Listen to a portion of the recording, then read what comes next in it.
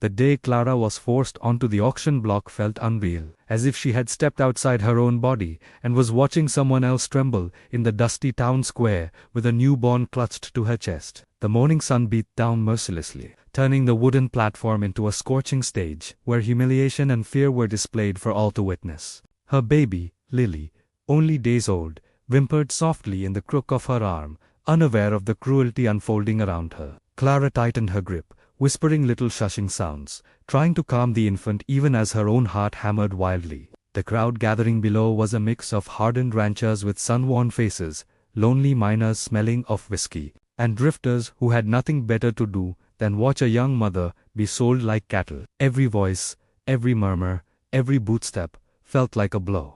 The auctioneer stood beside her, shouting prices with a booming cheerfulness that made Clara's stomach twist. He spoke of her as if she were nothing more than a commodity, strong enough for work. A young woman of childbearing age comes with a healthy newborn, each phrase slicing deeper than the one before. Clara's mind drifted to the moment her own family had handed her over.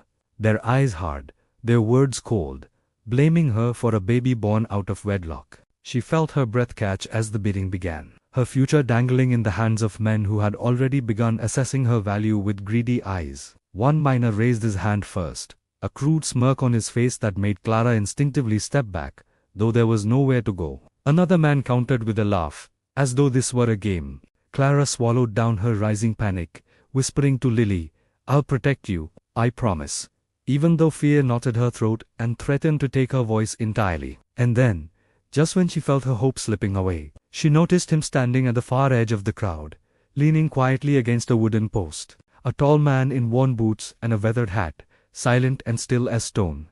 He wasn't like the others. He didn't stare at her with hunger or cruelty. He didn't whisper to the man beside him or nudge for attention. He simply watched, his eyes shadowed but steady, as though he saw more than the spectacle before him. Clara couldn't understand why, but the moment their gazes met, brief, fragile, almost accidentally, her heartbeat changed. For the first time since she'd been dragged there, she felt a thread of calm slip through her panic, the faintest suggestion that perhaps not every man in the crowd meant harm. Still, the auctioneer continued shouting, pushing for higher bids, and the men below grew rowdier. Lily began crying louder, and Clara rocked her gently, praying someone, anyone, with kindness in their bones would intervene. She didn't know then that the silent rancher, the one who hadn't uttered a word or lifted a hand, was already weighing the moment, deciding her fate and preparing to change the course of both their lives with a single life-altering bid. Just when Clara thought the auction would swallow the last fragile pieces of her hope,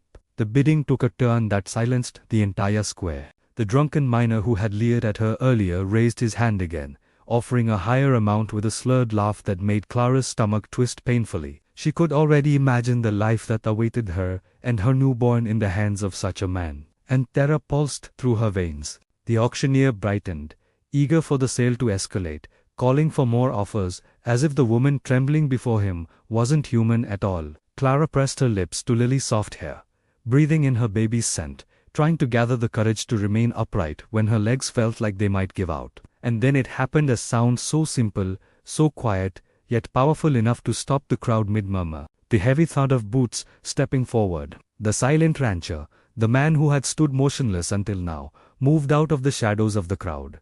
The shift of attention was immediate. Men turned, whispers rose, and the auctioneer nearly choked on his next word.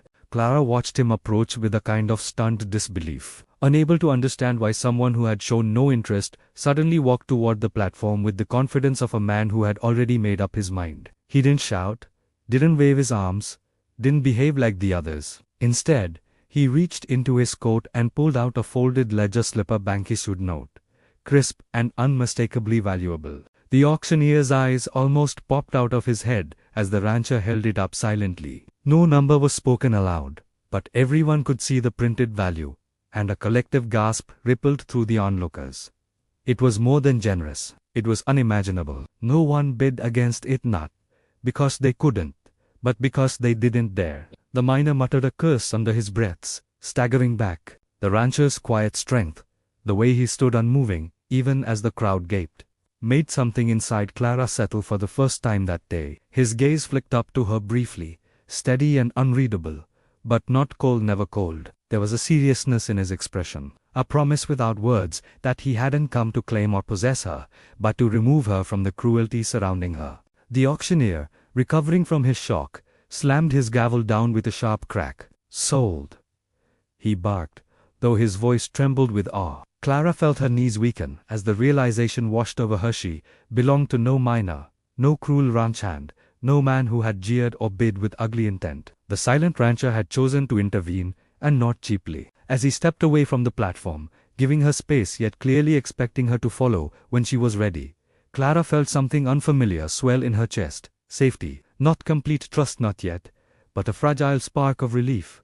A sense that perhaps this stranger, with his quiet eyes and steady hands, had not purchased her like property, but had instead bought back her freedom, giving her and Lily a chance at a life she had stopped believing was possible.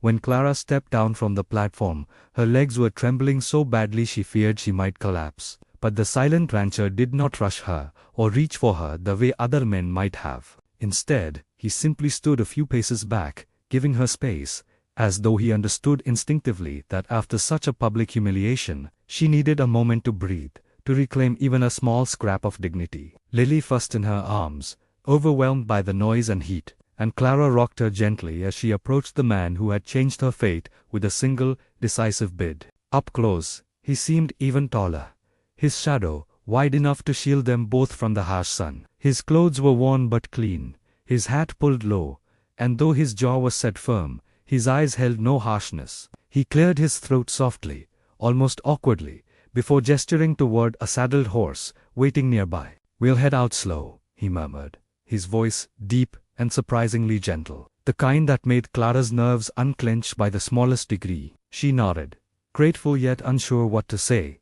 What could she say to the man who had pulled her from a nightmare she thought would never end? When he stepped closer, she tensed, but he didn't reach for her or touch her without permission. Instead, he held out a calloused hand, palm open, waiting for her to place hers there if she chose. Clara's breath hitched at the quiet respect in that simple gesture. With a shaky exhale, she let her fingers slip into his, startled by the warmth of his skin and the steadiness of his hold. He lifted her with careful strength, helping her onto the horse without jostling the sleeping baby. Only after making sure she was balanced did he mount behind her, not pressing close, not crowding her, but sitting just far enough to guide the reins and offer support if she needed it. As they rode away from the jeering crowd and the cruel platform, the clamor behind them fading into nothingness, Clara felt an unexpected wave of relief wash through her. The breeze cooled her damp cheeks, and for the first time in weeks, she breathed without the sharp edge of fear cutting into her lungs. The rancher's voice rumbled behind her, low and hesitant, as if he was in tea used to conversation. "She got a name?" Clara blinked, startled by the softness of the question. "Lily," she whispered, touching the baby's cheek. The rancher nodded once. "Pretty name." After a pause, he added, "I'm Eli." The name settled in her mind like a stone dropped into still water, simple, solid, calming. And as the horse carried them away from the place that had tried to break her, Clara realized she didn't know who this man truly was, or why he had stepped in, but she sensed deep in her bones that he meant them no harm. For the first time since she'd been cast out, she felt the smallest seed of hope take root, carried on the quiet strength of a man who spoke little, yet said so much without words. By the time Eli guided the horse into the quiet valley where his ranch sat tucked between rolling hills, Clara felt as though she had entered another world entirely, one far removed from the dusty cruelty of the auction block. The small homestead wasn't grand, but it radiated a quiet strength. A sturdy cabin with smoke curling gently from the chimney, a barn smelling of hay and leather, a fenced pasture where cattle grazed lazily in the golden light. Clara slid off the horse with Eli's steadying hand at her elbow, her legs wobbling from exhaustion, and for a moment she simply stood there, clutching Lily as the enormity of the day washed over her. Eli didn't push her inside or pepper her with questions. He simply opened the cabin door and stepped aside, offering her the first choice she'd had in far too long. When she entered, her breath caught. The cabin was warm, the hearth still crackling with the last embers of a morning fire, and the air smelled faintly of pine, bread, and something comforting she couldn't name. A neatly folded quilt lay draped over a chair, and a simple cradle empty, waiting sat near the bed, as if someone had crafted it, but never had reason to use it. Clara brushed her fingers along the smooth wooden edge, emotions tightening her throat. She didn't know if Eli had made it, or if it had belonged to someone before, but the sight of it made something inside her crack open. Without a word, Eli placed a small sack of food on the table: bread, dried meat, a jar of honey, then stepped back with an awkwardness that revealed more tenderness than any grand gesture ever could. "You rest," he said quietly, almost gruffly, as if unused to offering comfort. "Take what time you need. I'll be in the barn." And then he left her there without demanding anything, without hovering, without looking at her as a possession. The silence that followed was soft, safe. Clara sank to the floor beside the cradle, her whole body trembling with the release of fear she'd been carrying like a weight against her ribcage. Lily squirmed, her tiny mouth puckering, and Clara rocked her gently, feeling the hot sting of tears she'd held back all day. She wasn't used to kindness, not the gentle kind, not the kind that asked for nothing in return.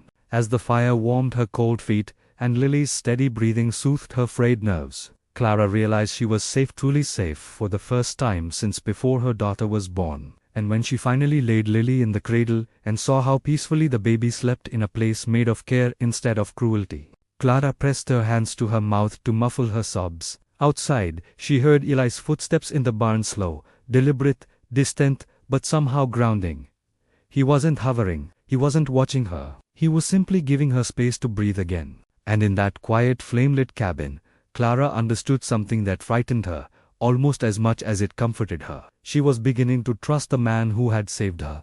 Over the next several days, Clara gradually settled into a rhythm at Eli's ranch, though at first she moved through the small cabin as cautiously as a skittish animal, unsure if the trap had truly vanished. But Eli's quiet steadiness slowly chipped away at the walls she had built around her heart. He woke before dawn each morning, the first sound she heard being the soft creak of the front door as he slipped outside to tend to the cattle, chop firewood, or check the fences, never asking for her help, never expecting anything from her in return. Sometimes she would watch him from the window, as he worked the sunrise, painting gold along his broad shoulders, his movements, measured and patient, a man who didn't need to prove his strength, because it lived in the simple constancy of his actions. When he returned to the cabin around midday, he always knocked, as if it weren't his own home, as if he needed permission to enter the very space he'd offered her. Clara didn't know what to make of a man who respected boundaries she herself had forgotten she deserved. He'd leave small things on the table without comment: a pair of mended shoes he had fixed during the night, a tin cup filled with fresh berries he'd gathered from the hillside, a soft cloth for Lily's bath. At first, Clara thanked him with the same guarded politeness she'd used her whole life. But as the days passed, her gratitude began to soften into something warmer, something she couldn't quite name. One afternoon, while she cooked a simple stew, she caught Eli standing in the doorway, rocking Lily in the cradle he had repaired, the baby cooing up at him with total trust. The way he looked down at her gentle, almost reverent made Clara's breath catch. His rough hand cradled Lily's tiny back, as though he feared she might break, and Clara felt a strange tightening in her chest, a mix of awe and confusion at the tenderness of a man she barely knew. When Eli noticed Clara watching, he cleared his throat and stepped back like he'd been caught doing something forbidden, mumbling, "She likes the rocking," before retreating outside with a bashful awkwardness that made Clara smile for the first time in months. That smile lingered long after the moment passed. In the evenings, they began talking, in fragments, a few words shared over dinner, a quiet comment about the weather, a soft laugh when Lily hiccuped loudly in the middle of Eli's sentence.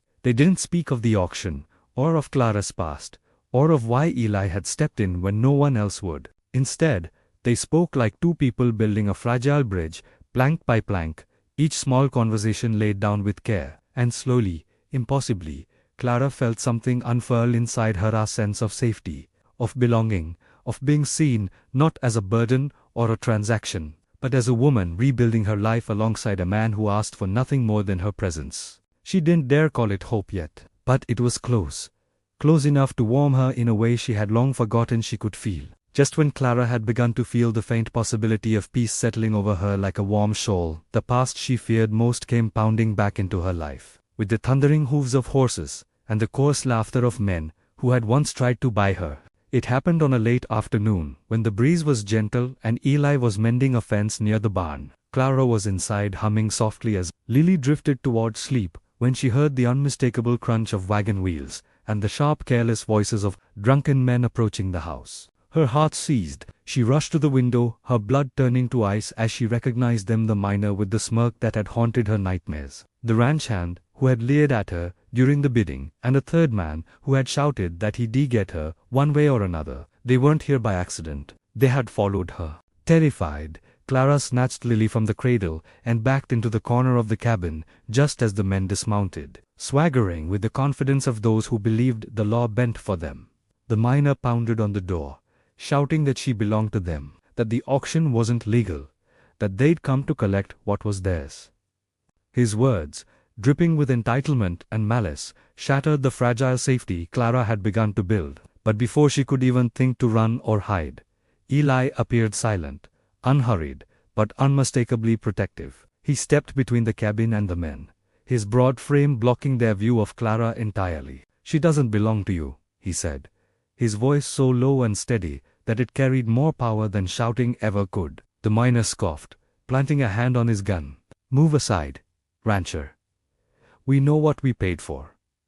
Eli didn't flinch. "You paid nothing," he replied, his eyes narrowing just enough to convey the danger behind his calm. "And even if you had, no one owns her." The men exchanged uneasy looks, but the miner, emboldened by alcohol and arrogance, stepped forward anyway, until Eli's hand settled near the holster at his hip, with a quiet confidence that froze them in place. It wasn't a threat, it was a promise that he would protect Clara and her child with every ounce of strength he possessed. Something in the miner's face shifted fear, uncertainty, then he spat on the ground, muttering curses as he backed away. One by one, the men retreated, climbing onto their horses, and disappearing down the road with angry vows that they weren't done. When the dust settled, Eli exhaled, turning toward the cabin with a gentleness that broke Clara more than any threat. She stood, trembling, Lily clutched to her chest, tears streaming freely now. Eli stepped inside slowly, cautiously, as though approaching a frightened animal. "You're safe," he murmured, his voice thick with quiet intensity. "Not while I'm here. Never while I'm here." And in that moment, as fear gave way to overwhelming relief, Clara understood something she had not dared trust before. Eli hadn't only rescued her at the auction. He had chosen to fight for her, again and again, without being asked. In the days that followed the confrontation, an unspoken shift settled over the ranch, gentle, fragile, but undeniably real. Clara found herself watching Eli with new eyes, seeing not just the man who had rescued her from the auction or frightened away the men who meant her harm, but the quiet soul beneath all of it, the man who carried his kindness like a secret burden. She wanted to thank him properly, not with trembling words in the wake of terror, but with her whole heart. Yet every time she tried, her throat tightened, the words sticking as fear and past wounds tangled themselves around her courage. One evening, after she finally managed to place Lily down for the night, she stepped outside to find Eli sitting on the porch, sharpening a small blade with slow, thoughtful movements. The sky was painted in hues of lavender and rose, the air cool and sweet. And for once Clara didn't hover in the doorway. She walked toward him with purpose, her bare feet silent on the wooden boards. When he looked up, she saw something flicker in his eyes, surprise, warmth, and a hint of uncertainty, as though he wasn't sure she would ever willingly seek him out. She sat beside him, leaving a small space between them, but close enough to feel the heat radiate from his body. For a long moment, they simply watched the horizon, the silence between them soft, almost intimate. Then Clara spoke. Her voice was quiet, but steady. "Why did you do it?" Eli's hand stilled. He didn't pretend not to understand. He simply lowered the blade, wiped the edge with a cloth, and breathed out a slow, heavy exhale. "Because you looked like someone who'd been fighting alone for too long." His answer hit her like a warm wind, unexpected, tender, and painfully true. Clara swallowed hard, her eyes burning. Most men wouldn't care. Eli nodded, his jaw flexing as if he were weighing words he rarely let himself say. "Most men don't see what matters." His gaze shifted toward her, meeting hers fully now, and the world seemed to fall quiet around them. "Clara," he said softly, her name sounding almost reverent in his rough voice. "You and that little girl, you deserved someone to stand up for you." Her breath trembled. "But you don't even know me." He tilted his head slightly, his expression warm in a way that made her heart ache. "I know what kind of woman holds her baby, like her whole world depends on it." She looked away, tears slipping down her cheeks, before she could stop them. For so long she had been treated like a burden, a mistake, a shame to be hidden or sold. To hear Eli speak to her as though she had worth felt, like her soul cracking open. Tentatively, hesitantly, she placed her hand atop his. His fingers stiffened in surprise, then slowly curled around hers, warm and sure. In that quiet evening light, with crickets singing softly and the world holding its breath around them, Clara finally felt something she thought she had lost forever. The possibility of a future built not on fear, but on trust. And for the first time, she allowed herself to believe Eli might be part of it. By the time winter melted into spring, the widower and the bride he had married out of sorrow had built a life that was no longer shaped by loss but by the quiet, steady courage to love again. The West, always quick to judge and quicker to gossip, had watched their beginnings with raised brows first, out of shock. Then, out of fascination, as rumors spread that perhaps grief had made him impulsive or desperation had made her accept too soon. But time has a way of silencing loud mouths, and their home, once two separate spaces filled with their own ghosts, slowly grew into a place where laughter found corners to rest in again. The townsfolk began to see them riding together at dawn, sharing coffee on the porch, or working side by side in the fields. A rhythm forming between them that didn't need dramatic declarations, just small, consistent acts of care. She stitched warmth back into his world with gentle patience, and he offered her something she had never truly known before.